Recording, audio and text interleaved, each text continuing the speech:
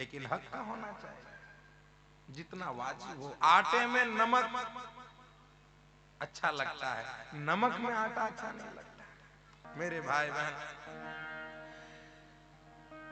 प्रणाम करके नरसिंह मेहता घर आए। भाभी ने कहा, आई गयो, उतरी गयो थारो भगवान के प्राप्त करवा को भूत। मारे मालूम थी कि घर में हुई खटपट तो डोकरा चला मठ पर, लेकिन ये ज्यादा दिन का पामड़ा नहीं है। घर की रोटी सबके याद आए, ऐसे ताने मारने लगी। नरसिंह जी ने कहा, भाभी मैं तो तुम्हें धन्यवाद देने के लिए आया हूं। तुम्हारे कड़वे वचन सुनकर मैं जंगल गया, और जंगल में जाकर के मैंने भगवान का भजन किया, तो 7 दिन में मुझे भगवान ने दर्शन दे दिए, इसलिए मैं तुम्हारा धन्यवाद करने के लिए आया। बोलो जय श्री कृष्ण। मैं रहने नहीं आया। और भाभी मैं तो अब जा रहा हूं। तो बोले, जाए तो एक गिफ्ट ले जा महारानी से। कहीं गिफ्ट चाहो, कहीं गिफ्ट दोगा भाभी तुम्हारे? बोले तो खुश ही जाएगा, असो गिफ्ट दूंगा। तो कसो? बोले गिफ्ट रखियो घर में, तू छोड़ी गयो तो ली जा। तो बोले हूं तो कहीं भी नहीं छोड़ी गयो, तो के थारी वो गूंगी बहिरा के ली जा गिफ्ट में। नरसिंह मेहता ने कहा कि भाभी मारा गिफ्ट के तुमने अवेरी ने राखियो, इतना धन्यवाद, और गिफ्ट भी मारे दो वापस। पत्नी को लेकर के भगवान का नाम लेकर के चल दिए, भगवान के भरोसे निकले। और भगवान के भरोसे निकले तो भगवान को दया आ गई कि मेरा भगत आज रोड पर भटक रहा। दीन दयाल लक्ष्मी नाथ सखा जिनके, तिनके घर वास दरिद्र न कीनो। मेरा भगत, लोग कहे मम भक्त दुखी, मोसे न जात रहो न कलंका। मुझसे ये कलंक सहा नहीं जाता कि मेरा भगत दुखी नहीं होना चाहिए। अक्रूर जी को भेजा, अक्रूर जी जाओ द्वारिका पर रास्ते पर ऐसी हवेली बनाओ, ऐसी हवेली बनाओ, ऐसी हवेली बनाओ, और 12 पीढ़ी खाए। कितनी? बोलो जय श्री कृष्णा। 12 पीढ़ी खाए, इतना धन भर देना मेरे नरसिंह मेहता के घर में। और जब भगवान देने पर आते हैं तो देने वाले क्या देंगे?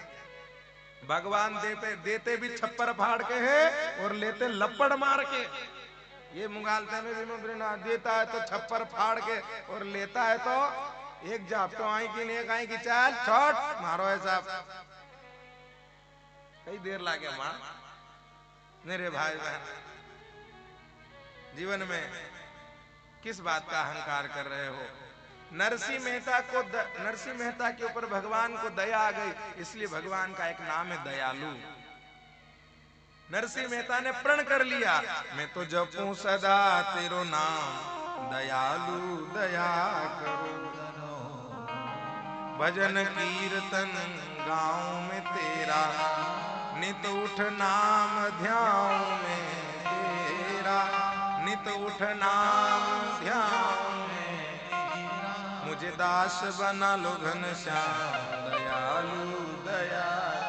ओ मैं तो जपूं जपूं सदा तेरे नाम, दयालु दया।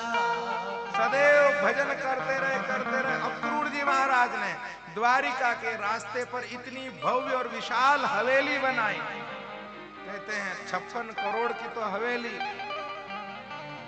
और 12 पीढ़ी खाई इतना धन उस हवेली में भगवान ने भर दिया। और कहा, भगत खूब भंडारे करो, खूब संतों को जिमा, और खूब आनंद चकाचक से रहो। समय बीतता गया। नरसिंह जी के घर एक बेटा हुआ और बेटी का जन्म हुआ। बेटी का नाम नानी बाई और बेटे का नाम श्यामल शाह। बोलो जय श्री कृष्ण। मेरे भाई बहन, आप सभी जानते हैं नानी बाई के मायरे में कथा। अब यहाँ से सीधी लोग मायरा सुनाना शुरू कर देते हैं, लेकिन अभी हम मायरे की कथा शुरू नहीं करेंगे। आज तो प्रथम दिवस है, कथा भी थोड़ी विलंब से शुरू हुई और 4 बज चुके हैं। कल की कथा हम बराबर 12 बजे से प्रारंभ कर देंगे। लेकिन अभी आप कल की कथा सुनिए। मैं आपको थोड़ी थोड़ी चटनी एक एक दिन पहले परोसूंगा और पत्तल एक दिन बाद। बोलो जय श्री कृष्णा। पत्तल एक दिन बाद परोसी जाएगी, शुरू दिन चटनी, ताकि वो चटनी का लाड़े पाछा कल तुम और अधिक से अधिक संख्या में सुनवाओ। क्योंकि जब अपने बेटे की बड़ाई अपन सुनते हैं तो बहुत अच्छा लगता है, और जब भगवान के भगत की बड़ाई हम सब सुनते हैं तो भगवान भी बड़े प्रसन्न होते हैं कि जय हो जय हो जय हो करके भगवान जय जयकार लगाते हैं। आज की कथा को हम यहाँ विराम देंगे। कल की कथा में क्या सुनेंगे? नरसिंह मेहता अपनी बेटी का विवाह कर देते अंजार नगर में, और भगवान स्वयं द्वारिकाधीश आकर के परीक्षा लेते हैं। भगवान की परीक्षा में नरसिंह मेहता सब कुछ दान कर देते हैं। फिर गांव के बाहर एक कुटिया बना कर रहते हैं, हुंडी लिखवाते हैं, हुंडी भगवान स्वीकार करते हैं, और भगवान राग केदार गाते हैं, और केदार राग के गाने से भगवान अपने गले से माला उतार करके नरसिंह मेहता को पहना देते। इतनी कथा कल सुनेंगे। अब ये तो मैंने आपको बहुत शॉर्टकट में सुना दिया। पूरी विस्तार से अगर कथा का आनंद लेना हो, और हुंडी की कथा कहते हैं मेरे भाई बहन, अगर नानी बाई के मायरे में हुंडी और हार नहीं गाया तो कथा अधूरी। नानी बाई के मायरे गाए, नानी बाई का मामेरा भरा तुमने, और अगर तुमने हुंडी और हार नहीं गाया तो नानी बाई के मायरे की कथा अधूरी है। आप सब कल सुनोगे। भगवान आकर भक्त की परीक्षा लेते हैं, और जिन भगवान ने सब कुछ दिया वही भगवान सब कुछ मांग लेते हैं, और संपत्ति की अनचाह भी हो जाती है। इसलिए क्योंकि जब पैसा आ जाता है तो रिश्ते बन जाते हैं मेरे भाई भाई। बोलो जय श्री कृष्णा, जोर से बोलो। इस संसार में धन के रिश्ते हो गए। काय के रिश्ते हैं? धन के रिश्ते।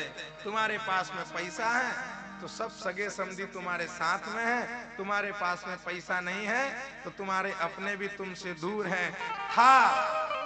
था जिनकी वफा का नाज हमें, हम राज बदलते देखे हैं। था जिनकी वफा का नाज हमें, हम राज बदलते देखे हैं। हालात बदलते ही सबके अंदाज बदलते देखे हैं। नादान मोहब्बत वालों के अरमान बदलते देखे हैं, और उस रंग बदलती दुनिया में हमने इंसान बदलते देखे हैं।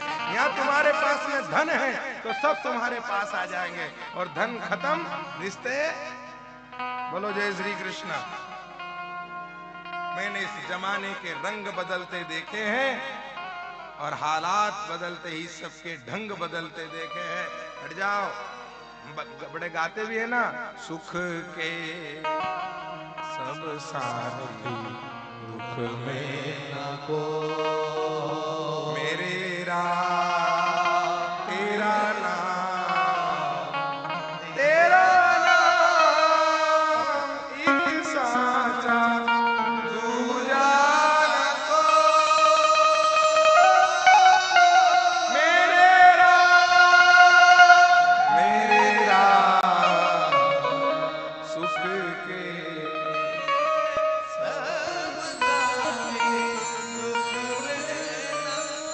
यहाँ सुख में सो मिले, दुख में मिले न एक, और जो दुख में साथ रहे वही साथी नेक। अपने वो नहीं होते जो तस्वीर में साथ खड़े होते हैं, अपने तो वो होते हैं जो तकलीफ में साथ खड़े होते हैं। तस्वीर में तो हर कोई साथ खड़ा रहता है, तकलीफ में तो केवल सांवरिया सेठ ही खड़ा है मेरे भाई बहन। और इस संसार में अगर रीत और प्रीत निभाने वाला कोई है तो बोलो सांवरिया सेठ की। कौन हमारे साथ है?